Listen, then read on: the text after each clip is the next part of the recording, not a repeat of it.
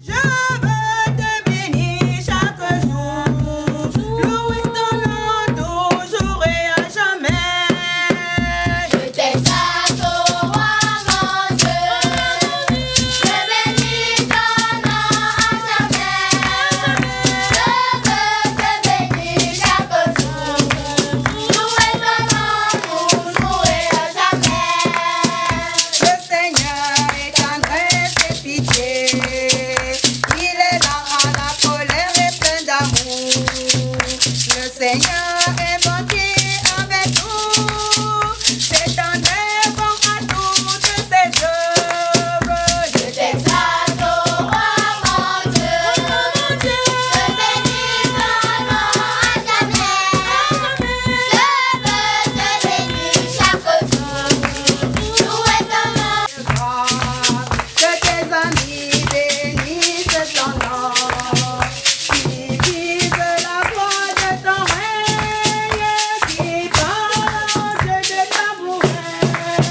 Je t'exalte, ô roi mon Dieu, je bénis ton nom à jamais. Je veux te bénir chaque jour, louer ton nom toujours et à jamais. Je t'exalte, ô roi mon Dieu, je bénis ton nom à jamais. Je veux te bénir. Lecture de la première lettre de Saint Paul apôtre à Timothée, chapitre 2, du verset 1 au verset 8. Frères, j'insiste avant tout pour qu'on fasse des prières de demande, d'intercession et d'action de grâce pour tous les hommes, pour les chefs d'État et tous ceux qui ont des responsabilités, afin que nous puissions mener notre vie dans le calme et la sécurité, en homme religieux et sérieux.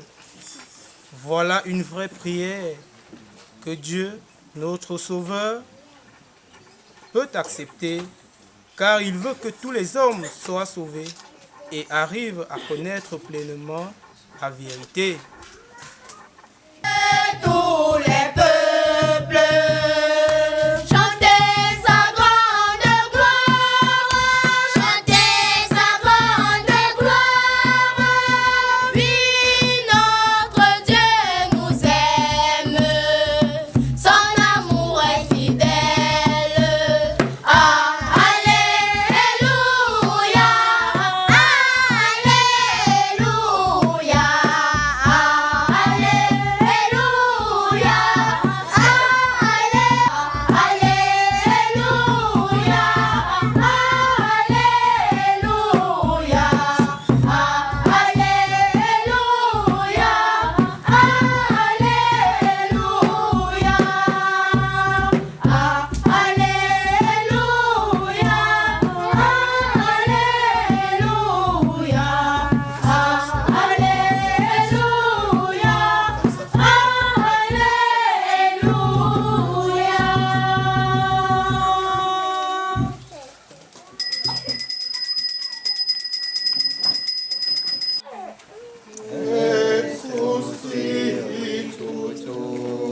Santi Evangelii secundum Mateos.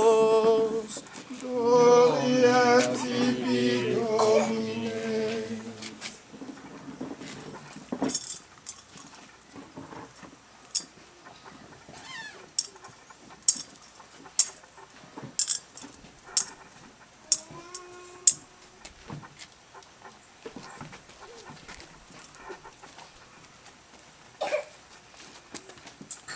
Matthieu chapitre 28, verset 16 à 20.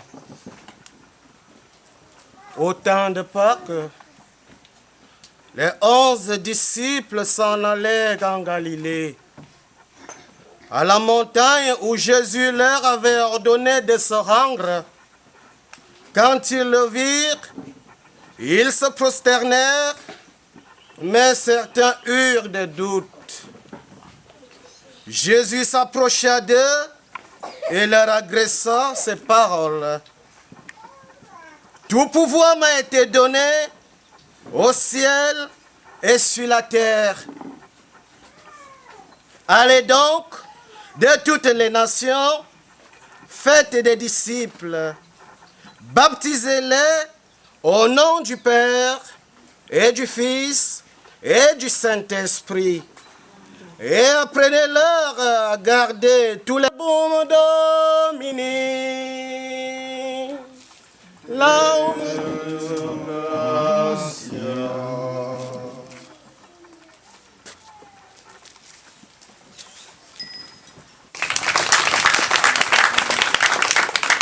Une deuxième fois.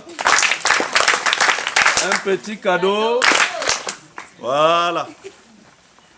Nous sommes rassemblés ici ce matin au nom du Seigneur. Nous allons causer en 3 points. Premier point, nous revenons sur l'évangile qui vient d'être lu là tout à l'heure.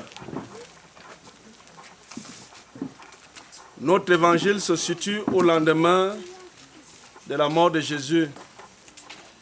L'espoir était déjà enfermé, tout était fini. Les apôtres savaient qu'ils étaient désormais orphelins de père, parce que Jésus s'en est allé. Alors, quand Jésus s'en est allé, les apôtres maintenant, qu'est-ce qui se passe dans l'évangile? On partage un peu. Qu'est-ce qui se passe? Les apôtres sont donc en train d'aller où? En Galilée. Parce qu'ils savaient que tout était fini.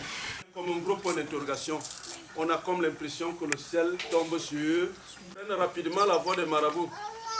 Ceux qui sont un peu réfléchis viennent vers l'église pour trouver la consolation à tout ce qu'ils endurent comme difficulté.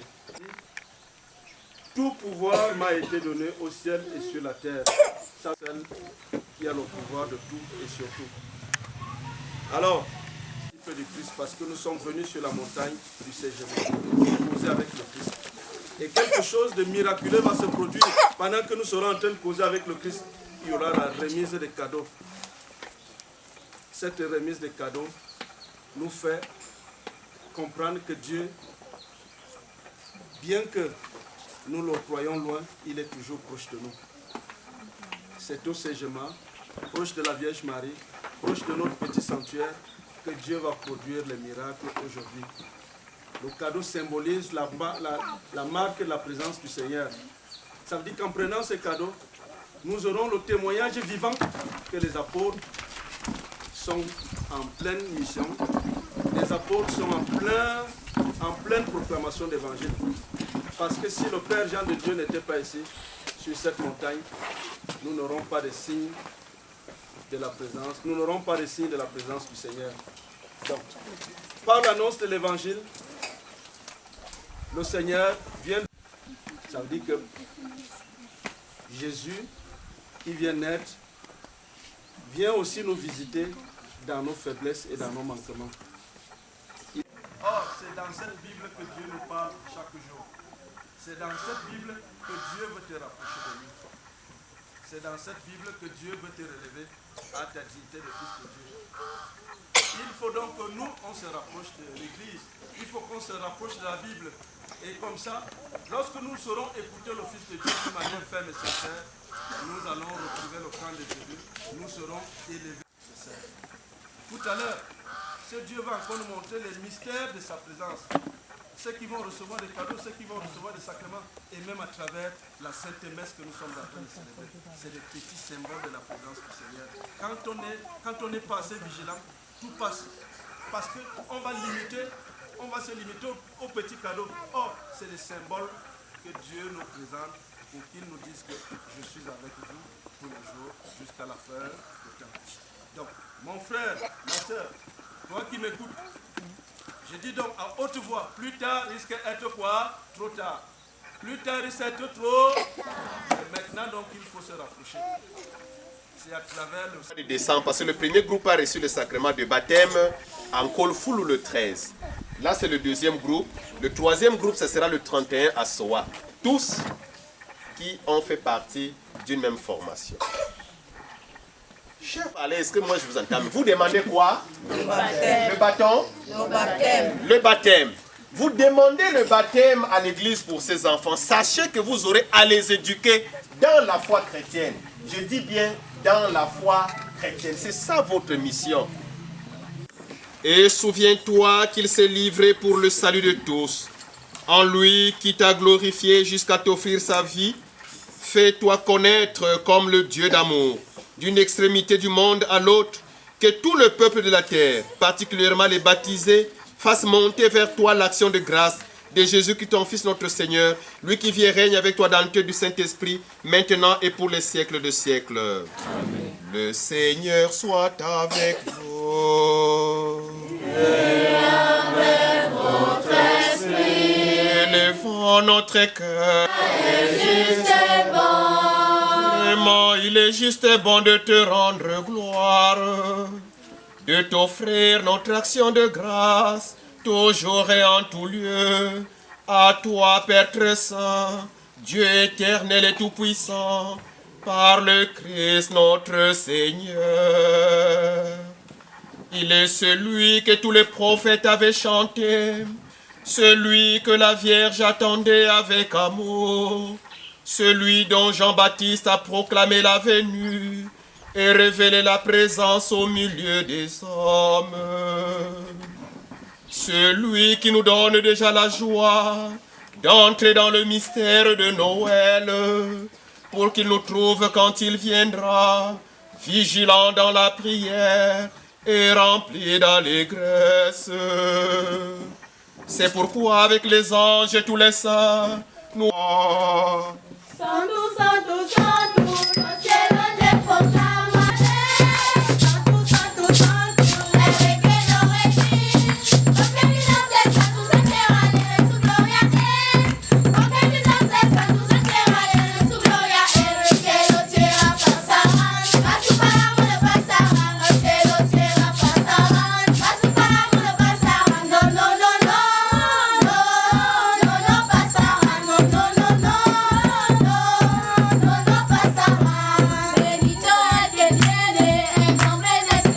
C'est toi qui donnes la vie, c'est toi qui sanctifies toutes choses par ton Fils Jésus-Christ notre Seigneur avec la puissance de l'Esprit Saint. Et tu ne cesses de rassembler ton peuple afin qu'il te présente partout dans le monde une offrande pure. C'est pourquoi nous te supplions de consacrer toi-même ces offrandes que nous apportons. Sanctifie-les par ton Esprit, qu'elles deviennent pour nous le corps et le sang de Jésus. Venez, mangez-en tous, ceci est mon corps livré pour vous.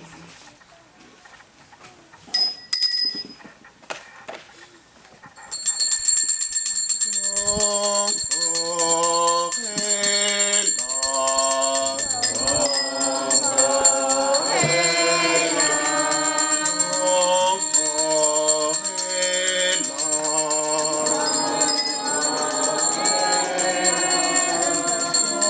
Encore est là.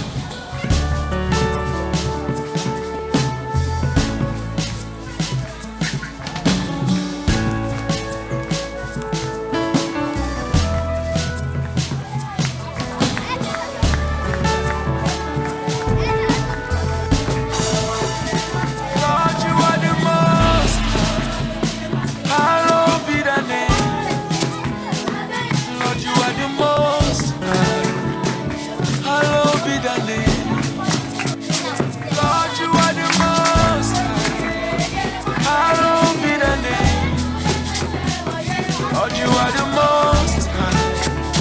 Hallowed be thy name.